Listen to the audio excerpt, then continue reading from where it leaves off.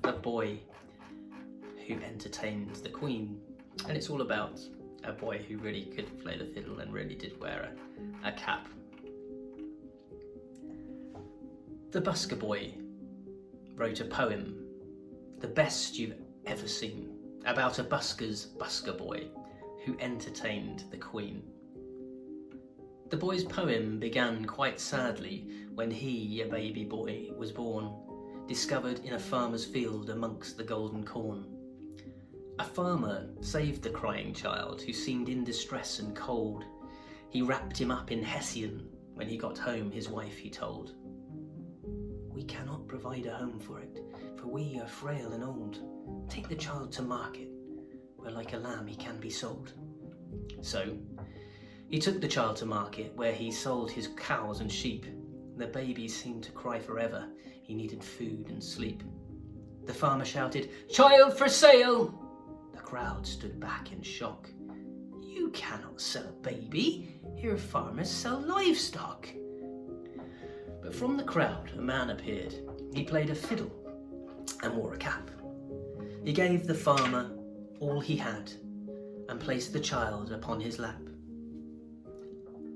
"I am just a poor young busker. The thing I wanted all my life is a baby boy to call my own and a son to give my wife." The child looked up and smiled at him, and that's when the busker knew this child that he was holding was a gift for just the lucky few. He carried the boy upon his back inside a sack with lunch and fiddle, and rode a bike towards his home to the cottage in the middle. The cottage was a humble place. It sat between two large mansion homes. Standing there it looked quite strange, a grain of sand between two stones. And inside this tiny grain of sand, with just one room now shared by three, the busker told the busker's wife, "This is a special gift from me." The busker's wife stood back and wept. Hope's tears sprang from her eyes. "This boy that you have given me is such a wonderful surprise." The busker's wife loved this child. She cared for him so well, taught him how to read and write, his happy life a tale to tell. The boy had such a perfect start. He had all a child could need. From his days lying upon the corn, a much better life he now would lead.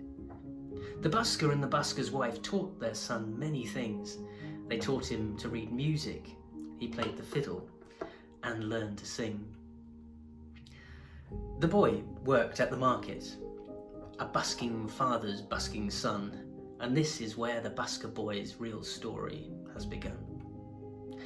He sang a song about his life, which caught the farmer's ears, and as he finished singing, he received their coins and cheers. The busker boy so popular that rich he soon became. No longer was the busker boy just a farmer's market name. His reputation preceded him.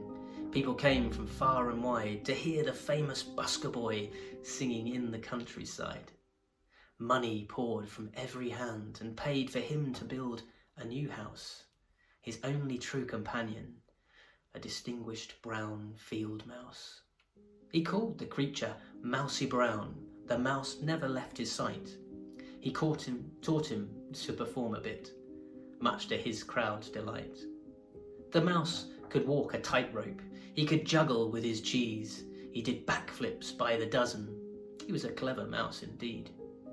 The Lord Lieutenant got to hear about this busker boy and Mousy Brown and summoned him to perform in front of an audience with the crown. The king and queen were quite amazed by what the busker boy had done, and it wasn't just the king and queen's affections he had won. For now the little busker boy, an entertainer with a clever mouse, performing to a princess in her royal parents' house. The princess watched the busker boy. Her attractions caught his eye, and because the queen had warmed to him, she said, "You've got to have this guy." And so the royal family gave their blessing to a marriage. The princess and the busker boy set off in royal crystal carriage. The page boy in the ceremony was the little Mousy Brown. He held out a velvet pillow filled with royal eiderdown. Princess knelt down to Mousy Brown, where she took her wedding ring And as the couple married, the mouse began to sing. The mouse had so much gratitude to his companion busking friend, he taught himself to sing a song, and he sang it to the end.